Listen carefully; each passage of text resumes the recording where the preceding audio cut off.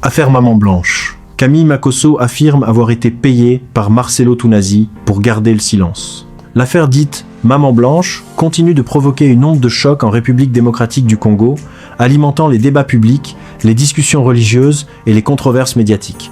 Ce qui semblait au départ être une polémique confinée à certains cercles religieux et aux réseaux sociaux s'est progressivement transformé en une affaire nationale suivie avec attention par des millions de Congolais. Désormais, un nouvel élément vient raviver les tensions. Les déclarations du pasteur et influenceur ivoirien Camille Makosso, qui affirme avoir été payé par le pasteur congolais Marcelo Tounasi afin de garder le silence sur certains aspects de cette affaire. Ces propos, largement relayés sur les plateformes numériques et dans les médias africains, ont immédiatement suscité une avalanche de réactions. Pour beaucoup d'observateurs, il marque une nouvelle étape dans une crise qui dépasse désormais le cadre religieux pour toucher aux questions de morale publique, d'influence médiatique et de responsabilité des leaders spirituels. Depuis plusieurs semaines, l'affaire Maman Blanche occupe une place centrale dans les conversations au sein de la société congolaise. Dans les marchés de Kinshasa, dans les universités, dans les taxis collectifs ou encore dans les églises, les discussions tournent autour de cette histoire complexe mêlant religion, accusation, influence et rivalité publique. Pour comprendre l'ampleur de cette affaire, il faut revenir aux premiers éléments qui ont fait émerger cette polémique. Maman Blanche, dont le nom est désormais connu dans tout le pays, est présentée comme une fidèle ayant été proche de certains cercles religieux influents. Au fil du temps, des témoignages et des accusations ont commencé à circuler concernant des tensions et des conflits liés à son entourage spirituel. Rapidement, des vidéos et des discussions en ligne ont amplifié l'affaire.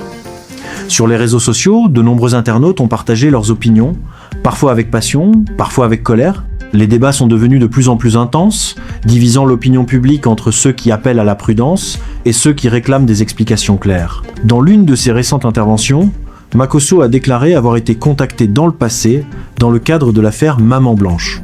Selon lui, des démarches auraient été entreprises afin qu'il ne prenne pas publiquement position sur certains éléments sensibles. Ces propos ont immédiatement provoqué une onde de choc. De nombreux internautes ont réagi avec surprise, certains affirmant que ces révélations pourraient apporter un éclairage nouveau sur les coulisses de l'affaire.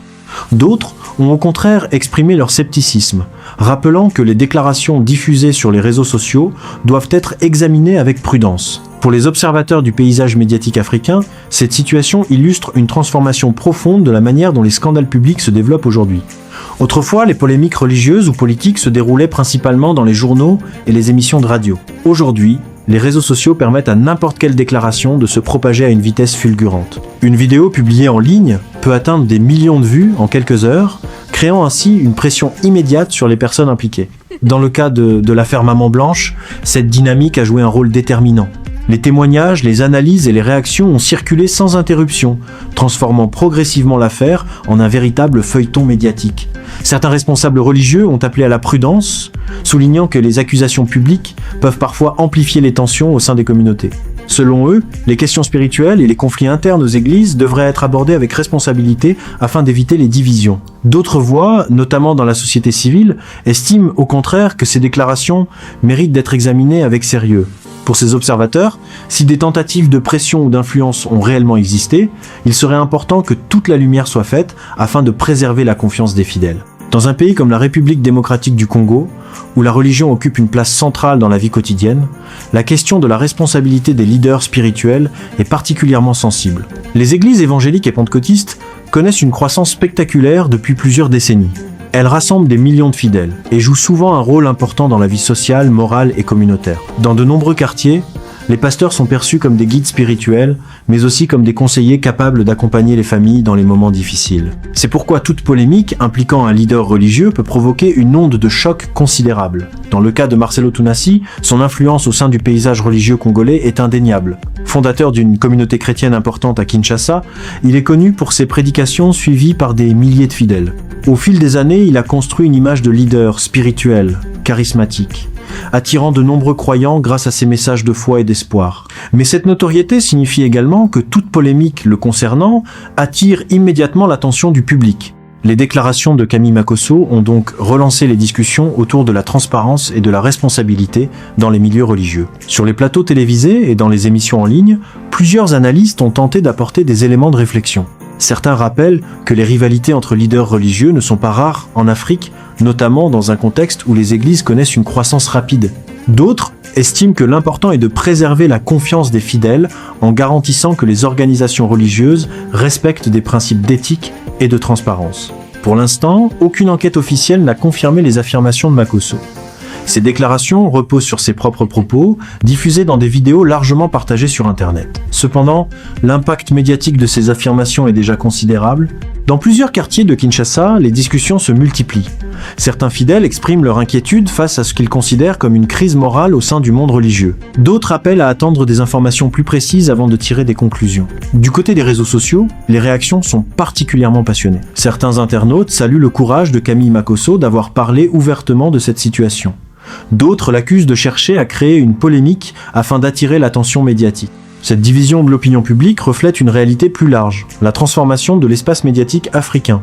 Aujourd'hui, les influenceurs, les créateurs de contenu et les leaders d'opinion jouent un rôle de plus en plus important dans la formation des débats publics. Leur capacité à atteindre des millions de personnes leur confère une influence comparable, voire parfois supérieure à celle des médias traditionnels. Dans ce contexte, chaque déclaration peut avoir des conséquences importantes.